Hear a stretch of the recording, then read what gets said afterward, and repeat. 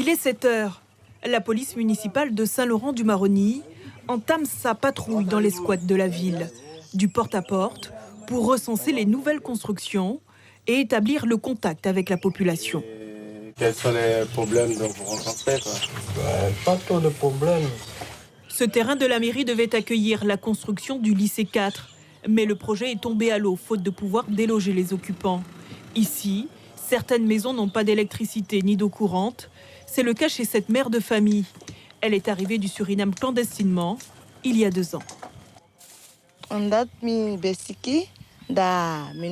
J'étais malade et quand je suis arrivée ici, on m'a pris en charge directement car j'étais enceinte.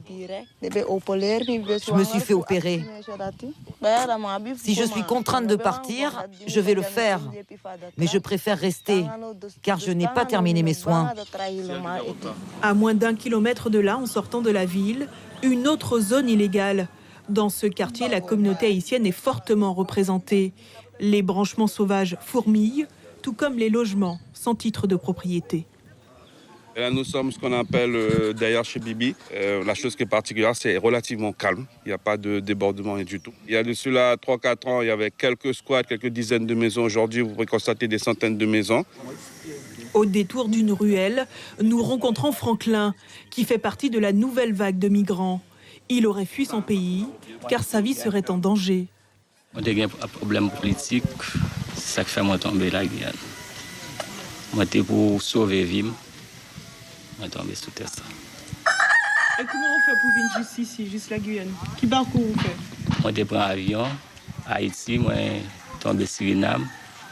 Moi, je prends l'auto, après, moi, je prends un canot. Sans ressources à son arrivée, Franklin a pu compter sur la solidarité de ses compatriotes. Les primo-arrivants ont su organiser ce coin de vie et nourrissent l'ambition d'en faire un quartier comme les autres. Et comme les gens, ils ont compris qu'ils ne sont pas chez eux et qu'il va falloir composer avec ce qu'on trouve sur le terrain, au jour le jour, on essaie d'ensemble de faire un peu d'éducation civique dans le quartier. Et les jeunes, en fait, ils jouent au football. On a fait un championnat de vacances qui a rassemblé énormément du monde. Cela veut dire qu'on donne vie au quartier. Ce qu'on attend après, c'est qu'on arrive vraiment à trouver la cohésion qu'il faut pour que ce quartier puisse émerger des quartiers de Saint-Laurent. Au regard des services municipaux, les zones d'habitat informel auraient été multipliées par 3 ces dernières années. Un indicateur qui donne une idée de la poussée démographique à Saint-Laurent-du-Maroni. Les conséquences se font ressentir sur les finances et les projets futurs de la ville, à l'image de la ZAC Saint-Maurice, à peine sortie de terre et déjà entourée par les squats. Quand on sait qu'un week-end, c'est à peu près 40 naissances, alors bien entendu 2 tiers pour Saint-Laurent-du-Maroni, c'est des écoles, cette année pratiquement 1400 inscrits, c'est des déchets qui sont partout, qu'il faut absolument traiter, c'est du vol d'électricité, c'est bien entendu des bornes fontaines que l'on doit mettre un peu partout, et ça, ce sont des charges immédiates.